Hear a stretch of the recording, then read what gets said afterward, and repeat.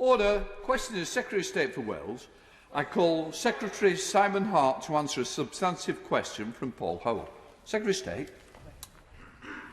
Thank you, Mr Speaker. The Government has provided Welsh businesses with wide-ranging support, including over £1.5 billion in bounce-back loans, £503 million in coronavirus business interruption loans, £726 million through self-employed income support scheme, in addition to the £5.2 billion funding guarantee given to the Welsh Government. Let's head to Sedgefield with Paul Howell. Paul Howell.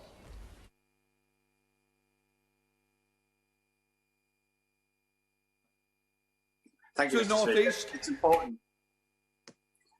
It's important that as we build back better and progress the levelling up agenda, businesses in all parts of our United Kingdom are encouraged to maximise the benefits of Brexit and the multitude of trade agreements secured by the Department for International Trade. Can my right honourable friend give me reassurances that he's working with the DIT to ensure that businesses get the best out of Brexit, whether those businesses are in Wrexham, Clwyd South or Sedgefield? We should work as one United Kingdom. Secretary of State. Thank you, Mr Speaker. Well, I can't give my honourable friend that assurance, and of course he makes a crucial union point within his question. We've secured 60 or trade deals with over 60 countries. That's good for Wales, it's good for Welsh business, good for the UK. And also, I should tell him that we are working with the Secretary of State for DIT about putting a proper dedicated team into Wales to deal with these matters in that capital city. Let's head down to Wales. Oh, sorry, it's a yeah, we're going to Liv Saville Roberts in Wales. Liv Saville Roberts. It costs British wool 50p a kilo to bring Welsh mountain sheep's wool to market, where it sells for only 30p a kilo. Now, I wrote to the Prime Minister 6 months ago to ask what he was doing to boost this fantastic Welsh product, now that his government is responsible for procurement. Welsh wool as a raw material for carpets and upholstery should be woven into every relevant UK government-funded public project contract by now. Why isn't it? Thank you, Mr Speaker. I'm very grateful to the Honourable Lady raising that question. Indeed, she's raised it with me before, as have a number of others. I have strong sheep farming interests in my own constituency. I know the problem to which she refers, and we are working closely with our colleagues in DEFRA and indeed with Welsh Government on this and a range of other issues. Of course, since the end of the transition period, we do have more flexibility as far as our markets for wool and other matters are concerned, but home procurement is very much top of the Government's agenda. Back to Wales with Liv Saville Roberts. Timing does seem to be a bit of an issue with the government because almost a month has gone by and it seems that Wales is still waiting for a reply from the UK government about our final financial settlement. This, of course, has created unnecessary doubt over the date of the Welsh budget. Welsh businesses and public services are enduring ongoing uncertainty over funding, and this will handicap our response to the pandemic. Will the Secretary of State please explain what is the point of his office if he can't even persuade his colleagues in the Treasury to speak to Welsh Government? Thank you, Mr Speaker. That's a slightly strange question, given that the relationship between the Treasury and Welsh Government, particularly around COVID recovery, has been daily, if not hourly, with vast sums of money being made available to businesses and individuals in Wales, in a very much in a spirit of collaboration and cooperation. So I think rather than trying to make sort of cheap political points, you should acknowledge the fact that actually in these very difficult times, two governments have actually worked quite well together, and the union, which is perhaps the point she doesn't like me to make, the union has been particularly crucial in that process. Remaining in Wales with Shadow Secretary of State, Neil Griffith. Before I start, on behalf of the Labour Party, I'd just like to pay tribute to Captain Sir Tom Moore and send our deepest condolences to his family. Now, cockle gathering in both North and South Wales is not just a job, but a way of life dating back generations. Gatherers who are already alarmed at DEFRA advice that they could not resume the export of shellfish until April now feel not just forgotten, but utterly betrayed to discover that UK ministers knew all along that the EU ban on importing non-depurated UK shellfish would be indefinite.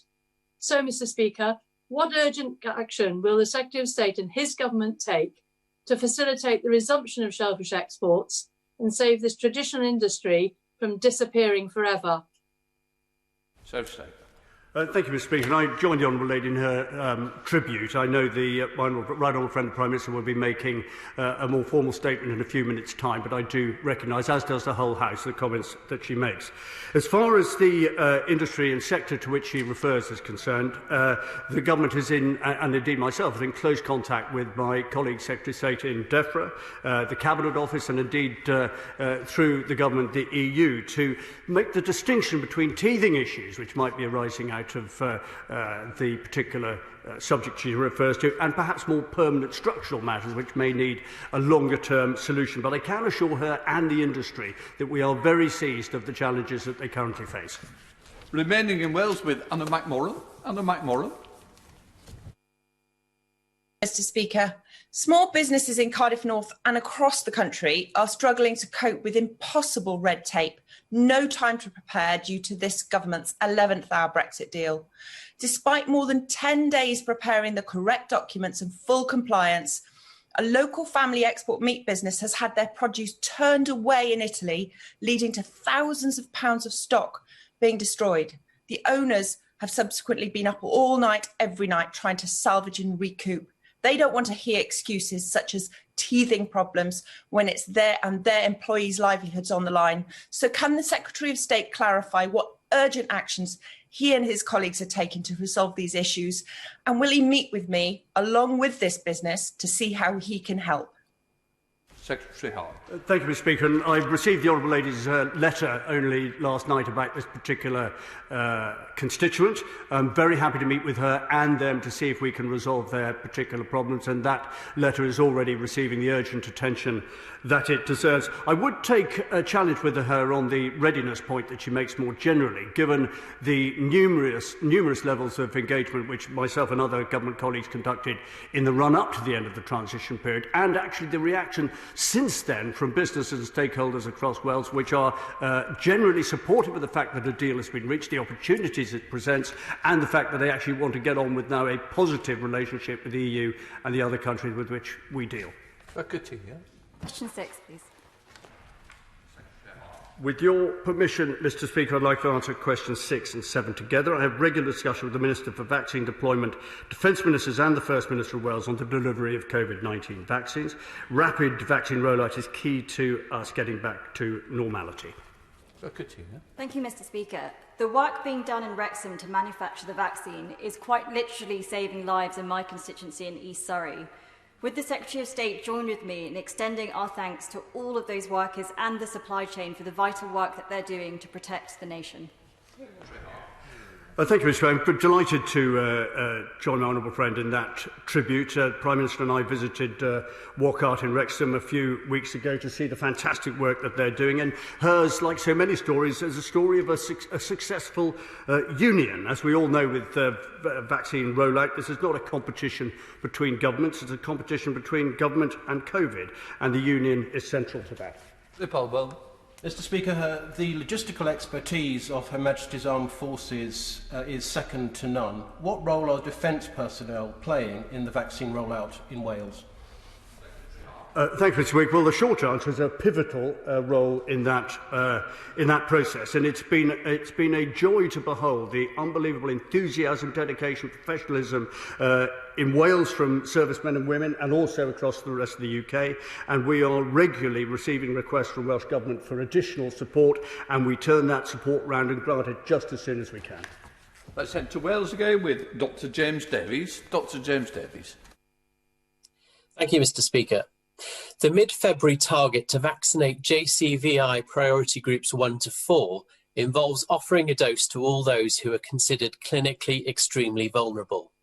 What discussions is my right honourable friend having with the Welsh Government regarding the accuracy of data being used in relation to this group? Thank you, Mr. Speaker. Well, there are regular discussions, as you might imagine, across all levels of government around data accuracy and the progress that we can make with this particular challenge. He's right to point out it is, of course, a devolved issue. And what we're trying to make sure is where there are issues which are of a more permanent nature, perhaps a persistent data problem, that we can find solutions to that. But the ambition is to remain to get absolutely everybody in those cohorts done within the timescale, and we are on target to achieve that at the moment. Substantive question to TC. With permission, Mr. Speaker, I will answer questions 9 and 10 together. My right honourable friend, the Secretary of State, has regular discussions with the First Minister and Welsh ministers on a range of issues, including the UK Shared Prosperity Fund. The Government will continue to engage with Welsh Government as we develop the Fund's investment framework for publication. Let's head to Wales again with Jonathan Edwards. Jonathan Edwards. Speaker, from the figures I have seen, the British Government may have conflated overrun spend from the previous convergence period for this financial year with the actual allocation of new money. Under the previous scheme, Wales would receive nearly £400 million per annum. Isn't it the reality that he is unable to guarantee that the Shared Prosperity Fund, when fully operational, will match that level of investment? Why won't he just admit that the communities that both the Secretary of State and I represent in Carmarthenshire are about to get fleeced? Mr. Speaker, the figures will show that on average Wales is receiving £375 million a year. What the honourable gentleman may be referring to is the fact that over a number of years to follow, there will still be some money coming towards Wales from the European Union. And of course, it's absolutely right that that money should be counted towards the £370 million total. And the Government will guarantee to ensure that the amount of money which is going to be spent in Wales in the future is going to be exactly the same or higher than the amount of money which was spent previously. Remaining in Wales with Wayne David. Wayne David. Thank you, Mr. Speaker. Britain has left the European Union. The transition period has come to an end. There is no new money coming from the structural funds. Now, given that the Government announced the Shared Prosperity Fund back in 2007, can the Minister tell us at least the timetable for the introduction of a new fund? Well, Mr. Speaker, we've already made it very clear and demonstrated that the amount of money that is going to be spent in Wales following when the SPF comes in is going to be identical or higher than the amount of money that was spent in Wales from the European Union. And there's been absolutely no secrecy about this at all. But of course, the way in which the fund is going to be managed is something which is subject to discussions at this very moment, and I would expect full details to be publicised over the next few months. And heading across Wales to Ruth Jones. Ruth Jones. Thank you, Mr. Speaker. Many of my constituents in Newport West are very sorry to see the hundreds of millions of pounds of EU funding that Wales received in recent years come to an end. Our departure from the EU made this inevitable, and of course I accept this, but they also believe that the Welsh Government should have full autonomy over its part of the Shared Prosperity Fund, and I agree with them. So can the Minister provide some evidence that this working together is taking place? Thank you. Well, Mr. Speaker, I'm sure that the Honourable Lady's constituents will be delighted to know that hundreds of millions of pounds will continue to be spent in Wales. And I'm sure the Honourable Lady's constituents will want to know that that money is going to be spent where it's most needed. And I'm sure the Honourable Lady's constituents will be rather disappointed that we already know from the Welsh Audit Office report that some of the money that's gone into, for example, Pillar 2 agricultural funding hasn't been well spent. And I would urge the Honourable Lady to recommend to her constituents that they look at the dossier that was brought forward by my friend, the Honourable Member for Montgomeryshire, which demonstrates that millions of pounds of European Union money that was handled by the Welsh Government was misspent. When that money becomes British taxpayers' money, all partners in the British Government, the Welsh Government and local authorities and growth deals are going to want to make sure that that money is properly spent, and I'm sure her constituents will agree. Remaining in Wales with Beth Winter. Beth Winter. Thank you, Mr. Speaker. Question 12. Thank you, Mr. Speaker. I have regular discussions with my right honourable friend, the Secretary of State for Work and Pensions, on our support for people affected by COVID-19. The UK Government has funded the furlough of 8,900 employees and provided over £17 million to the self-employed in the honourable member's own constituency. Beth Winter.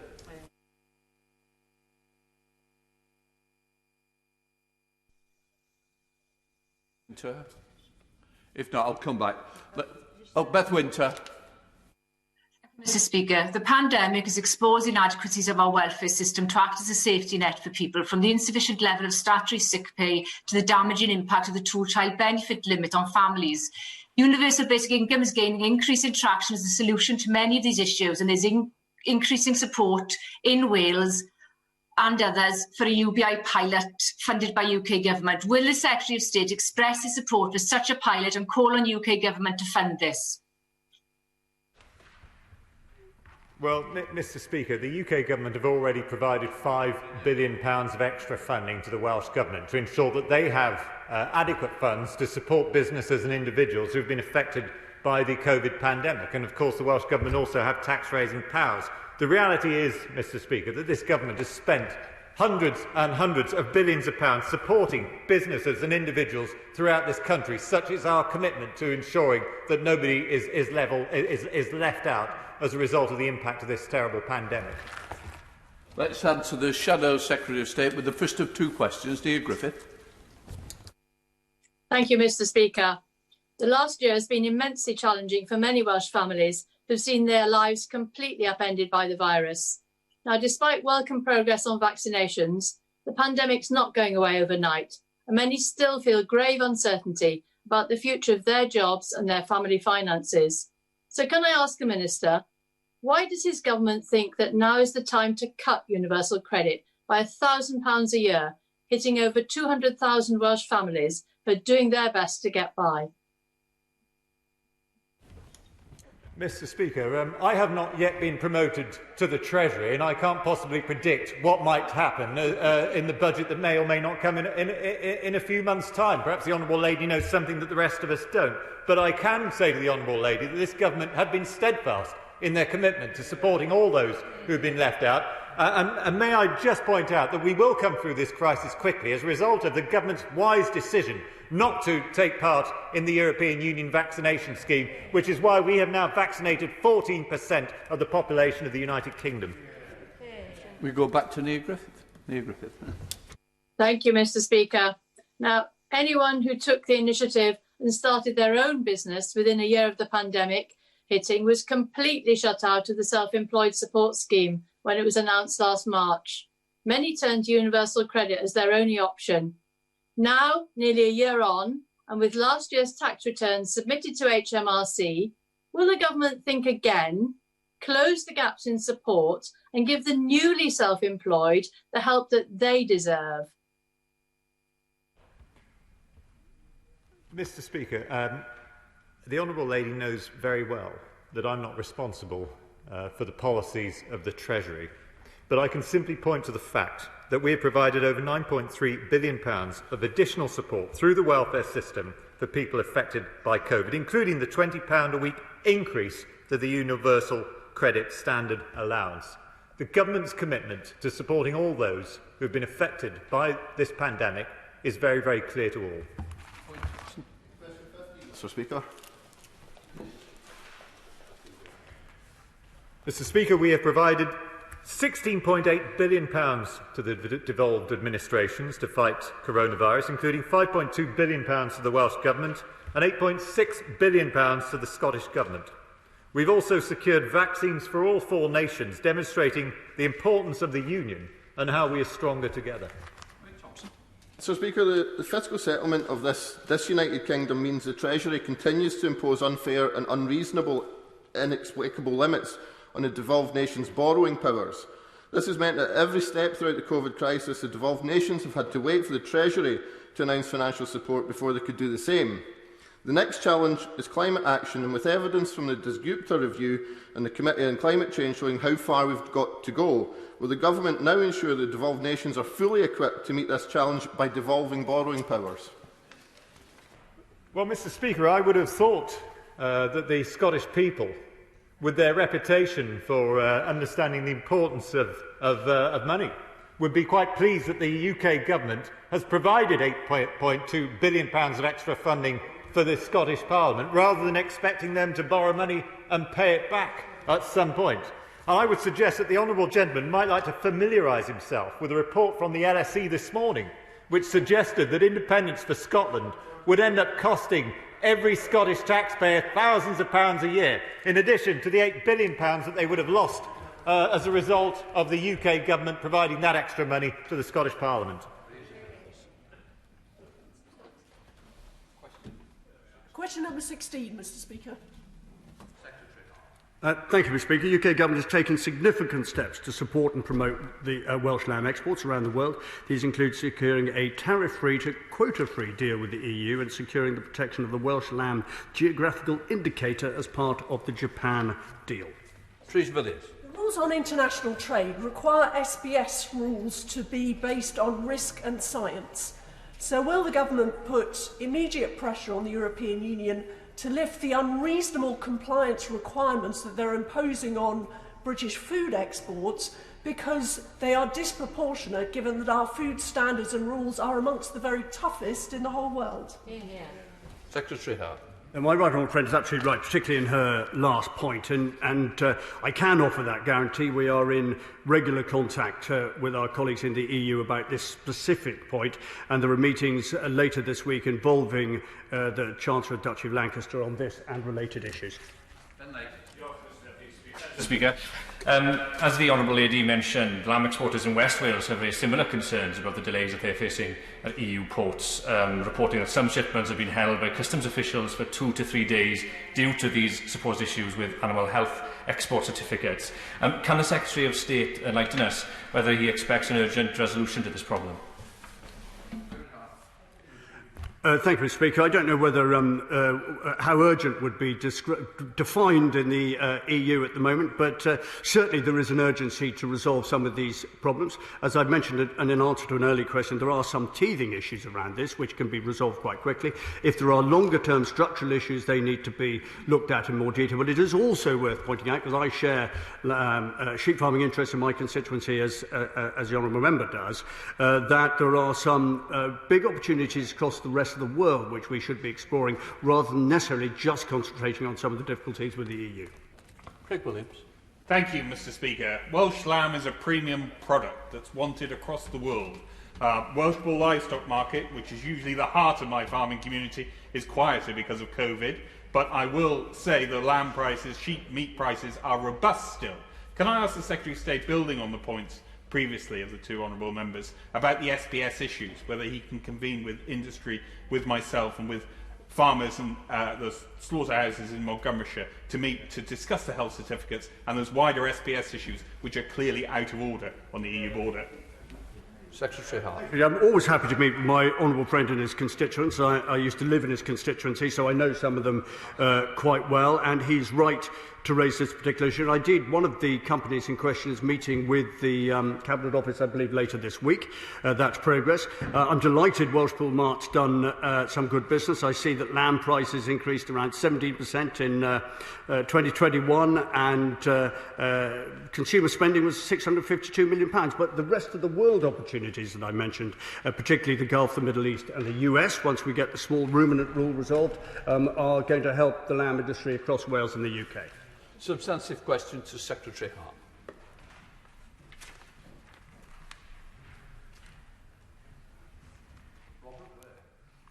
Thank you, Mr. Chuck. I'm going to press on anyway. The Wales Office recognises the importance of apprenticeships and the opportunity they provide. We have funded dedicated apprenticeship roles since 2011 and continue to be fully committed to the apprenticeship scheme. Let's head over to Robert Halfon. Robert Halfon. Thank you, Mr Speaker. Will my right honourable friend outline what progress the Wales Government has made towards meeting the public sector apprenticeship target of 2.3% and what progress frontline services in Wales, such as the police, have made in offering apprenticeships to their employees? Secretary Hart. Well, Mr Speaker, I'm delighted that the my honourable friend has raised this point because, of course, public sector apprenticeship target is applicable only to bodies in England. But he raises a really critical point about devolution. And we're concerned, as one example, that Welsh police forces, that being that example, are paying into the apprenticeship levy scheme, but they're not getting anything out of it because Welsh Government does not support police apprenticeships. So I'm perhaps suggesting to him that it would be a very interesting topic for his committee to look at as to why Welsh forces are paying in but actually getting nothing out the other end by way of apprenticeships. Substantive question to Secretary Hart. Secretary Hart, substantive question. Thank you, Mr Speaker. We have agreed a deal which provides Welsh business with exceptional access to the EU market. It's the first time ever that the EU has agreed a zero tariff, zero quota deal. Turning to Wales with Stephen Crabb. Stephen Crabb.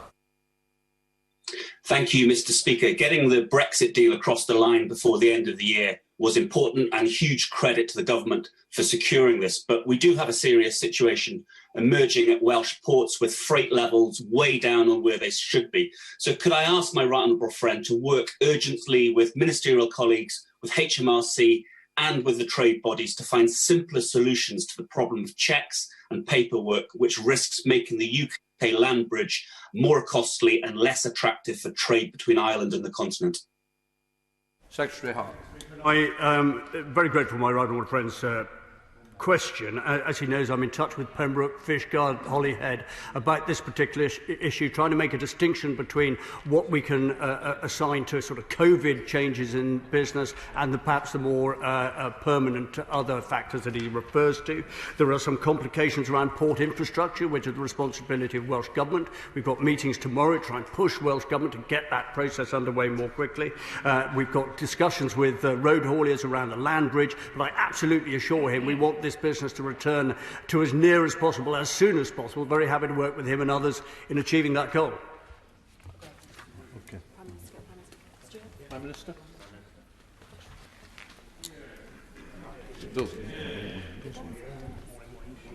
Okay. Order, order. Before we come to the Prime Minister's questions, I want to express on behalf of the whole House our deep sadness at the death of Captain Sir Tom Moore. His dignity and determination in raising money to support the NHS charities caught the nation's mood at the most difficult time. He exemplified the best of our values. I know the whole House will want to join me in sending our condolences to his family and his many friends. I invite members to now join me for a minute's silence to commemorate Sir Tom's life and to pay our respects to those who have lost their lives as a result of the COVID and their families and friends.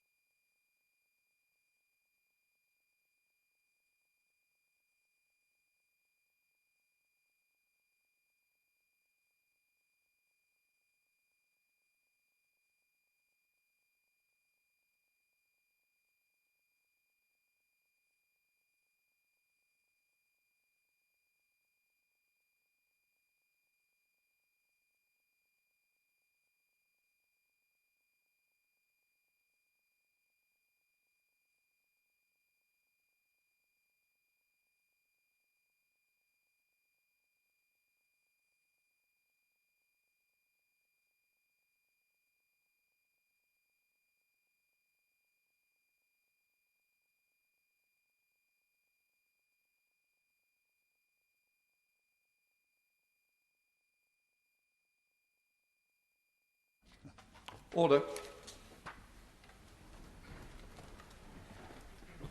We now come to questions to the Prime Minister. I will first call the Prime Minister to answer the engagements question. I will then call Claire Anna to ask her supplementary. Prime Minister.